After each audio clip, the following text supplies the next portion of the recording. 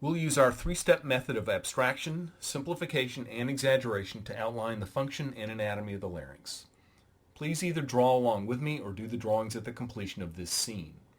I'll move quickly, so you may fall behind. Use the pause function to catch up.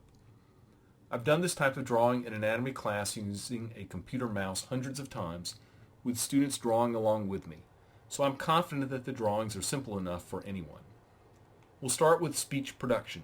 When the vocal cords are loose, the pitch of the voice is low. When the cords are tight, pitch is high. We're all familiar with a potentially fatal anatomic design flaw. Airflow starts in the nose or mouth, then air travels down the neck into the trachea and into the chest. This is the airway. So far, so good. Food also travels down the neck, but is supposed to enter the esophagus before traveling to the chest. I call this the pie way. Unfortunately, pie can go the wrong way in the neck and enter the trachea. Two structures that separate the airway from the pie way are the epiglottis, which we won't draw, and the larynx.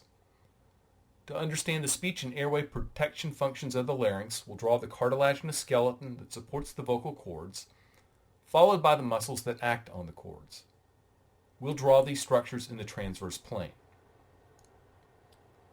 The most prominent cartilage is the inverted U or V-shaped thyroid cartilage at the front of our neck. The ring-shaped cricoid cartilage fits inside the thyroid cartilage. The trachea begins just below the cricoid, so we want to keep food from getting below this cartilage, but we want air to travel through the opening in this structure. Small, paired, triangular arytenoid cartilages are perched on the back of the cricoid. The vocal cords extend posteriorly from the thyroid cartilage to the vocal processes of the arytenoid cartilages. A membrane called the conus elasticus extends laterally from each vocal cord to insert on the cricoid cartilage to ensure that the airway closes completely when the vocal cords are brought together. The muscles of the larynx are named for the cartilages that they connect. The muscles are paired, but we'll only draw one example of each pair, and we'll only draw four of the muscles, beginning with the cricothyroid muscle. It tilts the thyroid cartilage forward, tightening the vocal cords to increase voice pitch. The thyroarytenoid muscle loosens the vocal cords, deepening the voice.